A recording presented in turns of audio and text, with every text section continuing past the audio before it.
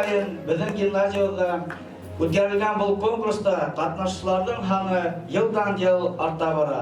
Чөнки Зайнап Бишеваның һәрбер әсәре тормышсан, халыксан, күңелгә үтә менә.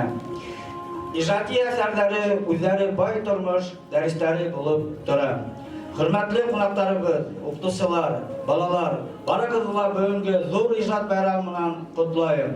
Зайнап Бишева әсәрен укыйык, өйрәнәйек. Үзебезнең тел байлыгын арттырайык. Халкыбызның үткән тормышын, уның әсәрләре аша белеп, тормыш кадерен, телебезнең, илебезнең, туган җиребезнең ниндәй кадерле, бөек икәнен беләйек, аңлайык.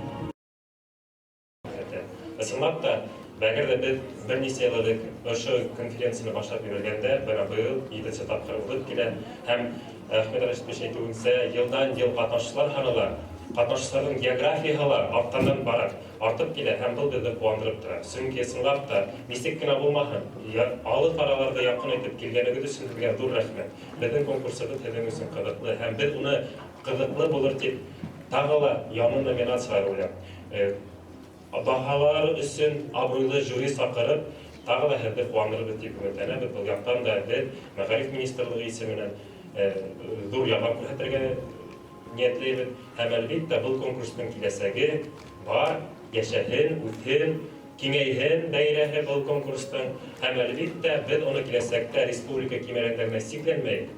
Халыкара төбәк-ара конкурсында, ягъни Рәсәй кимәленә сыгарга мөмкин. Чөнки Зәйнәп апайның иҗады Башкортостанда гына түгел, ул бөтен Рәсәйдә, чит илләрдә лә уны беләләр, хөрмәт итәләр, укыйлар. Без был юнәлештә дә эш алып барырга тиешбез.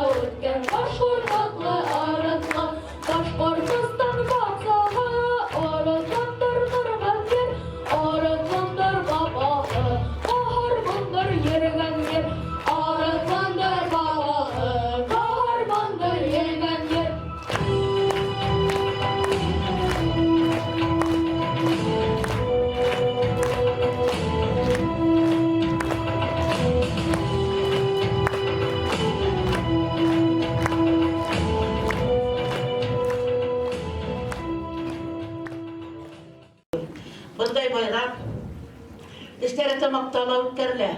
Elenki bir akademiya etip yürütülgen Zeynapi Bişeva ismin yürütülen ol akademiya. Bu yılda 16 aprelda şu Başkırstan yerindegiler tugul.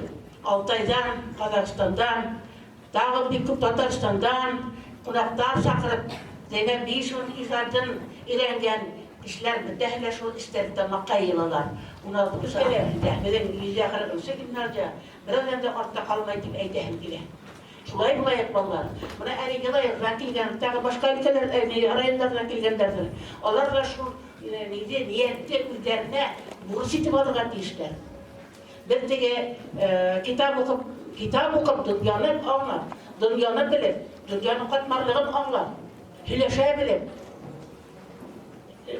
yaşarken ilgili hadi ballar, kitap okup. Kitapta okurga gerek.